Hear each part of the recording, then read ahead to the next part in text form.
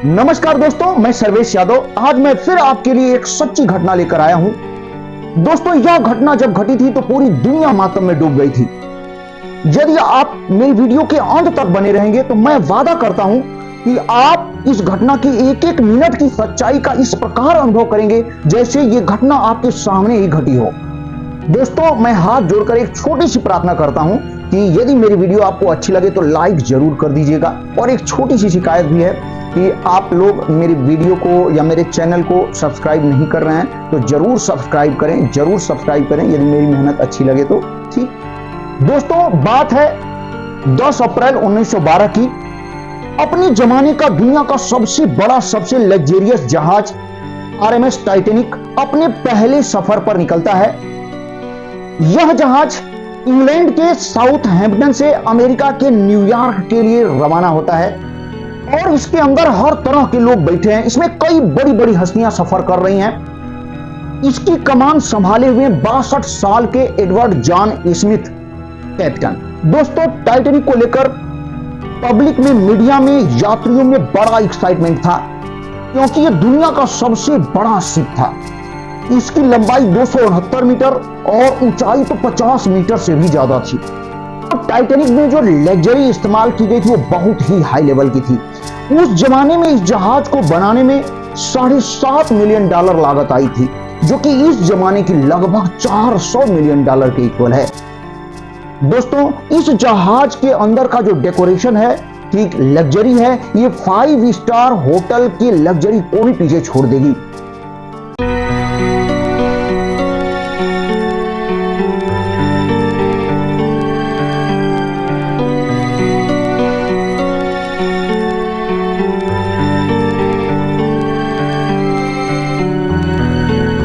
दोस्तों, इस जहाज में जो सेफ्टी फीचर था इतना हाई लेवल इस्तेमाल किया गया था कि इस जहाज को अनसिंकेबल माना जा रहा था, अर्थात ये जहाज कभी डूब नहीं सकती है।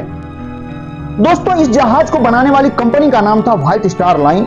उसके प्रेसिडेंट पब्लिक में आकर उन्होंने ऐलान किया था कि एक ऐसी जहाज हम लोग ने बनाया हुआ है जो अनसिंकेबल है, अर्थात वो कभी भी डूब नहीं सकती है। दोस्तों, आरएमएस टाइटैनिक की पहली यात्रा के ठीक 2 ही दिन बाद अर्थात 12 अप्रैल 1912 को ही इसे पहली आइस वार्निंग मिलने लगती है।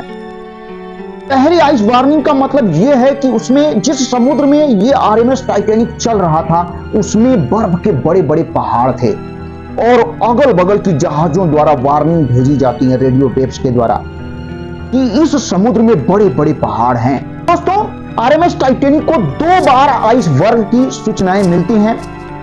यह आरएमएस टाइटैनिक अपनी दिशा को 2 बार तो बदलता है लेकिन अपनी स्पीड कम नहीं करता है। इसकी स्पीड दोस्तों 40 किलोमीटर प्रति घंटा के रफ्तार लगातार बनी हुई थी। अब और ठीक 2 दिन बाद 14 अप्रैल 1912 को दोस्तों 7 और आइस वार्निंग मिलती हैं, लेकिन कैप्टन स्मिथ और उनके क्रू मेंबर द्वारा इन 7 आइस वार्निंग को इग्नोर किया जाता है और ठीक आरएमएस टाइटैनिक की रफ्तार लगातार बनी रहती है।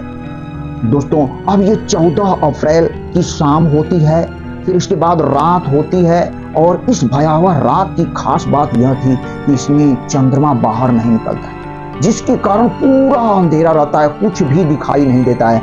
फिर भी ये कैप्टन और उनके क्रू मेंबर जहाज की स्पीड को लगातार बनाए रखते हैं। दोस्तों, जहाज के सबसे ऊपरी भाग पर एक आदमी को बैठाया जाता है।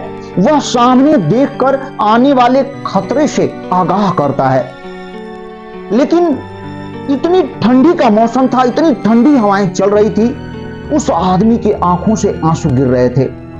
फिर भी उस आदमी ने कुछ ही समय बाद 11:39 पर, रात के 11:39 पर वो आदमी एक बर्फ का पहाड़ देखता है और वह तुरंत सूचना देता है। दोस्तों, ये बर्फ का जो पहाड़ था वो बहुत बड़ा था। जहाज को मोड़ते मोड़ते, बाईं तरफ मोड़ते मोड़ते, जहाज के राइट साइड वाला हिस्सा बर्फ के पहाड़ को रगड़ते हुए जा रहा था। लगभग 10 सेकंड तक रगड़ा। दोस्तों, जहां पर रगड़ रहा था आइसबर्ग जहाज को या जहाज आइसबर्ग को, उसे बो कहते हैं। बो जहाज के सामने वाले हिस्से को बो कहा जाता है, जो आप फिगर में देख सकते हैं। सामने वाले हिस्से को बो कहा जाता है और इसके बगल वाले हिस्से को स्टर्न कहा जाता है, जबकि नीचे उभरे हुए भाग को कील कहा जाता है। दोस्तों, टकराव के तुरंत बाद जहाज के कैप्टन स्मिथ और आर्किटेक्ट एंड्रयू थॉमस ये देखने के लिए आए कि जहाज कितना जख्मी हुआ है, और उन दोनों लोगों ने रियलाइज किया, और रियलाइज करने के बाद सदमे में आ गए, स्तब्ध रह गए कि अब तो आरएमएस टाइटैनिक डूब जाएगा। दोस्तों, इसमें बहुत घबराने वाली बात सामने आ गई, क्योंकि इसके जो सेफ्टी फीचर्स थे वो कमाल के बने हुए थे, और जैसा कि हमने शुरू में ही बताया था कि इस जहाज को अनसिंकेबल माना गया था, कि यह जहाज कभी भी डूब नहीं सकती है। दोस्तों, इसकी गजब की बनावट थी। इसका जो निचला हिस्सा था उसे, इसकी बॉडी को हल कहा जाता था, और इसका जो बॉटम वो 2 लेयर में, डबल लेयर में बना हुआ था। यानी इसका मतलब यदि नीचे का एक लेयर टूट भी जाए तो इस जहाज को कोई फर्क पड़ने वाला नहीं है। दोस्तों, इसके जो हल को यानी बॉटम को लगभग 16 कंपार्टमेंट में डिवाइड किया गया था, और इन 16 कंपार्टमेंट में से यदि 4 कंपार्टमेंट पानी से पूरी तरीके से भर भी जाएं, तब भी जहाज को कोई फर्क पड़ने वाला नहीं था। लेकिन दोस्तों, साइड से जख्मी होने के कारण, जहाज को राइट साइड की जख्मी होने के कारण इसके 6 कंपार्टमेंट बुरी तरीके से जख्मी हो गए थे, और इन 6 कंपार्टमेंट में पानी भर गया था, और भर भी रहा था, जिससे अब खतरे की घंटी जबरदस्त तरीके से बज गई थी। दोस्तों, ठीक 20 मिनट बाद रात के 12 बजे कैप्टन स्मिथ अपने क्रू मेंबर को ऑर्डर देते हैं कि रेडियो पर डिस्ट्रेस कॉल भेजो, कोई तो जहाज अगल बगल होगा, हमारे कॉल को, हमारे सिग्नल को पकड़ेगा और हमें बचाने के लिए जरूर आएगा। Senior radio operator Jack Phillips लगातार रेडियो कॉल्स पर सिग्नल भेजते रहते हैं, कोई तो होगा जो हमारे सिग्नल को पकड़ेगा। दोस्तों, कोई रिस्पांस नहीं आता है, फिर भी भेजते रहते हैं। 12:20 पर आरएमएस कारपेथिया नामक जहाज सिग्नल को पकड़ता है और उधर से कॉल करता है, आरएमएस टाइटैनिक जहाज के ऑपरेटर से बात करता है और अपने ऑपरेटर को तुरंत आदेश देता है कि जहाज को मोड़ो टाइटैनिक की तरफ, हमें टाइटैनिक को बचाना है। लेकिन दोस्तों, ये जो कारपेथिया जहाज है, ये टाइटैनिक से 107 किलोमीटर की दूरी पर था। ये अपने टॉप स्पीड से भी चले तो टाइटैनिक के पास पहुंचने में इसे 3.5 घंटे, कम से कम 3.5 घंटे लगेंगे। क्या 3.5 घंटे तक टाइटैनिक बचा रहेगा? सोचने वाली बात है। दोस्तों, फिर भी टाइटैनिक के क्रू मेंबर लगातार रॉकेट छोड़ रहे थे आसमान में कि कोई भी अगल बगल जहाज हो वो देखे तो हमें बचाने के लिए आ जाए। लेकिन दुखद बात यह है दोस्तों कि कारपेथिया के अलावा कोई भी जहाज इस सिग्नल को पकड़ नहीं पाता है। दोस्तों, इसके बाद कैप्टन स्मिथ अपने क्रू मेंबर्स को ऑर्डर दे देते हैं कि पैसेंजर्स को इवैक्यूएट किया जाए, अर्थात यात्रियों को लाइफ बोट में प्रोटोकॉल के अनुसार बैठाया जाए। प्रोटोकॉल यह थी कि पहले बच्चों को, फिर औरतों को, इसके बाद चीफ एडल्ट को बैठाया जाए। दोस्तों, जहाज में यानी टाइटैनिक जहाज में बैठे हुए यात्री इतने अस्वस्थ थे कि जहाज कभी डूब नहीं सकती, जहाज अनसिंकेबल है। इसका हम आपको रियल में दिखाते हैं। को तो थोड़ा सा भी डर नहीं लग रहा था, क्योंकि जो कंपनी एड दिखाई थी उसमें स्पष्ट कहा गया था कि जिस जहाज में आप यात्रा करने वाले हैं वो जहाज कभी भी डूब नहीं सकती है, वो जहाज तो अनसिंकेबल है। दोस्तों, पहली लाइफ बोट को देखिए। जब पहली लाइफ बोट उतारी जाती है जहाज से तो उसमें मात्र 28 लोग ही बैठे थे। जहाज, उस लाइफ बोट की जो कैपेसिटी थी वो 65 यात्रियों की थी, लेकिन मात्र 28 लोग ही उस लाइफ बोट में बैठते हैं, यानी वो लाइफ बोट आधी खाली रहती है। इससे स्पष्ट होता है कि देखिए कितने निडर थे यात्री। दोस्तों अब जहाज के कंपार्टमेंट, आगे वाले कंपार्टमेंट भरते जा रहे थे और अब जहाज धीरे धीरे धीरे झुकता जा रहा था। अब जाकर उसमें बैठे यात्रियों को रियलाइज होने लगा, अनुभव होने लगा कि ये तो जहाज डूब भी सकता है।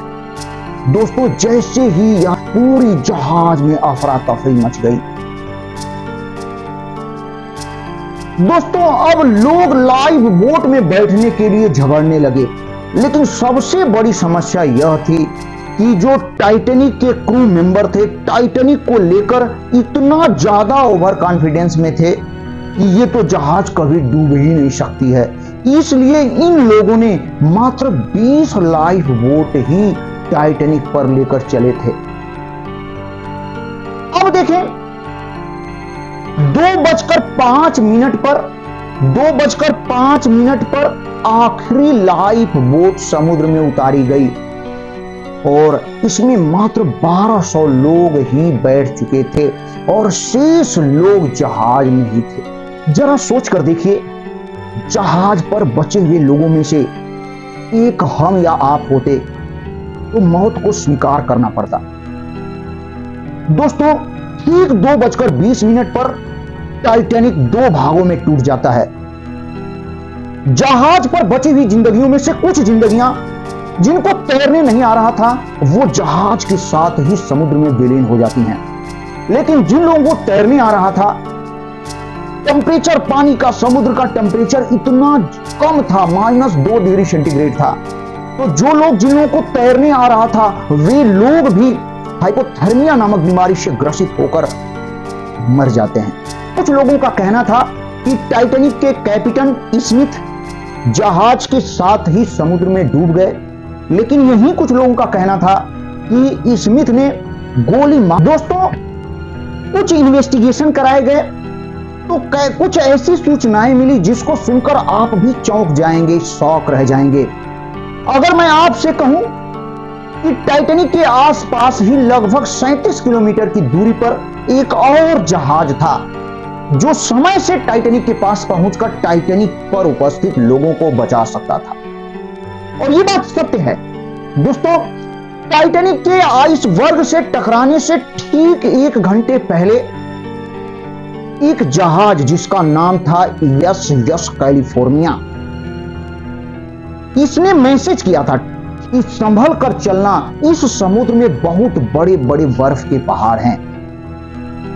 दोस्तों ठीक 11:15 पर SS कैलिफोर्निया का ऑपरेटर अपने रेडियो को ऑफ कर लेता है और खतरे को भांपकर कैलिफोर्निया जहाज को रोक देता है। रेडियो ऑफ होने के कारण कोई भी टाइटैनिक की कोई भी सूचना कैलिफोर्निया तक नहीं पहुंच पाती है। यदि पहुंच जाती दोस्तों तो इतनी बड़ी घटना जिससे पूरी दुनिया मातम में डूब गई होने से बच जाती। दोस्तों जब टाइटैनिक के यात्रियों को लाइफ बोट पर बैठाया जा रहा था तभी एक ऑफिसर ने देखा कि समुद्र में कुछ दूरी पर जहाज है और वो कोई और जहाज नहीं थी, SS कैलिफोर्निया ही थी। तो उस अधिकारी ने कहा कि वो जहाज हम लोगों को बचाने जरूर आएगा और वो जल्द ही हम लोगों को बचाकर यहां से लेकर जाएगा। दोस्तों जब टाइटैनिक से बहुत सारे रॉकेट उड़ाए जा रहे थे तो कैलिफोर्निया पर उपस्थित उसके क्रू मेंबर इस रॉकेट को देखा तो कैलिफोर्निया के कैप्टन को यह सूचना दिया, लेकिन कैलिफोर्निया के कैप्टन ने कहा कि टाइटैनिक पर बहुत बड़े बड़े लोग रहते हैं, वे लोग पार्टियां मना रहे होंगे और उसी के कारण रॉकेट को उड़ा रहे होंगे। दोस्तों अगले दिन सुबह जब कैलिफोर्निया के रेडियो ऑपरेटर अपने रेडियो को ऑन करते हैं तो देखते हैं कि बहुत सारे मैसेज आए हुए हैं। इन मैसेजों को पढ़ करके अपने जहाज को टाइटैनिक की तरफ मोड़ते हैं और जब उधर लेकर जाते हैं तो इसके कैप्टन, कैलिफोर्निया के कैप्टन लॉर्ड ने बताया कि ऐसा मंजर हमें अपनी जिंदगी में कभी नहीं देखा था। पूरे जहां तक देख रहे थे हम, लाशें लाशें ही तैर रही थी, उनको गिनना मुश्किल था। दोस्तों बताते हैं कैप्टन लॉर्ड, ये मंजर देखकर उनकी रूह कांप गई थी। दोस्तों, इस घटना का ब्लेम कैलिफोर्निया जहाज के कैप्टन स्टैनले लॉर्ड पर ही थोपा जा रहा था, लेकिन इतनी बड़ी दर्दनाक घटना का ब्लेम एक ही आदमी पर थोपा जाना उचित नहीं था। दोस्तों, दूसरा बड़ा कारण था कि स्टीयरिंग व्हील पर बैठे हुए स्पीयरमैन हिचेज, ऊपर वाला व्यक्ति, जहाज के ऊपर वाला व्यक्ति जब इनको सूचना देता है तो उसकी सूचना को ये सीरियस नहीं लेते हैं और उसी तरफ ही, आइसबर्ग की तरफ ही लेकर जहाज को जाते हैं। लेकिन जब तक इनको खतरे का अनुमान होता है तब तक समय बीत चुका होता है, मोड़ते मोड़ते जहाज टकरा जाता है। और दोस्तों, तीसरा कारण यह भी था कि जो कंपनी टाइटैनिक को ऑपरेट कर रही थी उसका आदेश था कैप्टन स्मिथ को कि आपको यह यात्रा मात्र 6 दिनों के अंदर पूरी करनी है, जो कि एक रिकॉर्ड बन जाएगी। और इसी को ध्यान में रखते हुए कैप्टन और ऑपरेटर जहाज की स्पीड को कम नहीं करना चाहते थे, लगातार जहाज की स्पीड 40 किलोमीटर प्रति घंटा बनाए रख रहे थे। ये भी दुर्घटना का बहुत बड़ा कारण था। दोस्तों, इस तरीके से हमने इतनी बड़ी घटना को एकदम बढ़िया तरीके से आपके सामने हमने पेश किया। हमें उम्मीद है कि आपको यह वीडियो बहुत अच्छी लगी होगी, और यदि अच्छी लगी होगी तो लाइक जरूर करिएगा और सब्सक्राइब तो किसी भी हालत में कर देंगे आप। मेरा नाम सर्वेश यादव, आप सभी लोगों को प्रणाम।